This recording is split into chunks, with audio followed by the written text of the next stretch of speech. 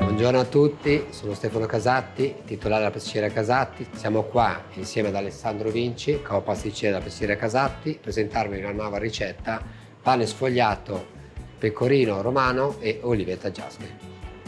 Incominciamo l'impasto. Mettiamo nella planetaria la farina debole e farina forte in quantità uguali. Aggiungiamo acqua fredda, burro morbido, temperatura ambiente, lo zucchero semolato e teniamo per ultimo il sale.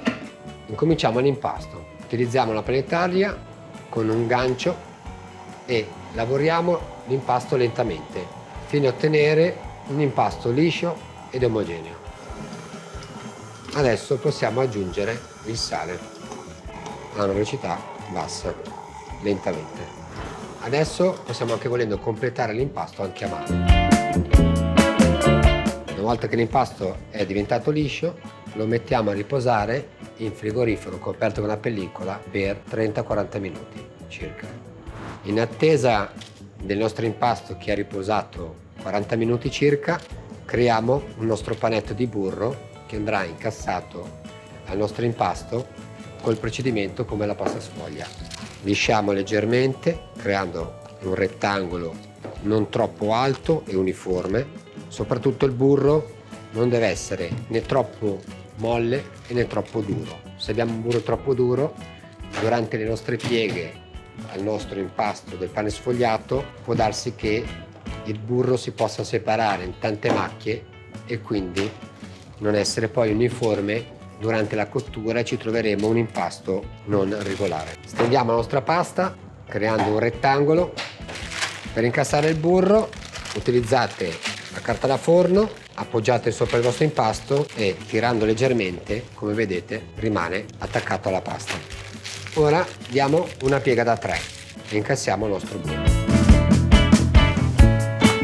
Giriamo a 90 gradi e procediamo a stendere il nostro impasto.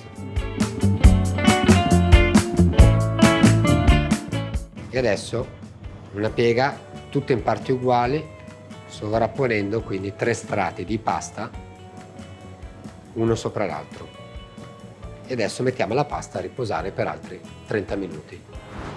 Abbiamo fatto la terza piega e adesso possiamo procedere alla stesura della pasta creando il nostro rettangolo. Stesa la pasta, andiamo a procedere con la nostra farcitura per creare il nostro rotolo, che sarà fatta con olio extravergine d'oliva che viene leggermente spenellato sopra.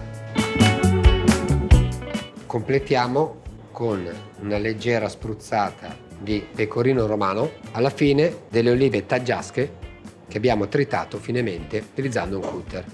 Cospargere in maniera irregolare,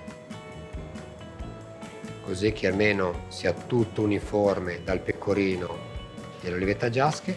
E adesso possiamo procedere ad arrotolare il nostro rettangolo. Una volta che abbiamo arrotolato questa pasta, la posizioneremo su una teglia con una carta da forno e la andiamo ad abbattere per poi dopo poterla tagliare a rondelle tutto uniforme per avere il prodotto uguale. Abbiamo recuperato dal nostro abbattitore il nostro pane sfogliato rotolato e adesso possiamo procedere al taglio a rondelle. Una volta tagliate a rondelle andiamo ad adagiarle all'interno di questi ring d'acciaio spruzzati con del burro e li mettiamo a lievitare nella camera di lievitazione a 28 gradi per circa 2 ore e mezza. Il nostro processo di lievitazione è terminato, adesso togliamo il nostro pane sfogliato e procediamo alla nostra cottura. Il nostro pane sfogliato va infornato a temperatura di 180 gradi, umidità al 30%, vento alla 3, per un tempo specifico che va dai 14 minuti ai 20 minuti a seconda della pezzatura che andiamo a creare del nostro prodotto.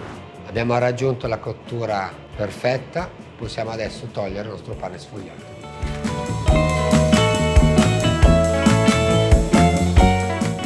Ecco il nostro pane sfogliato, Noi lo presentiamo su un piatto nero. Come potete vedere, tutte le olive taggiasche sono presenti anche non solo all'interno ma anche all'esterno del nostro prodotto.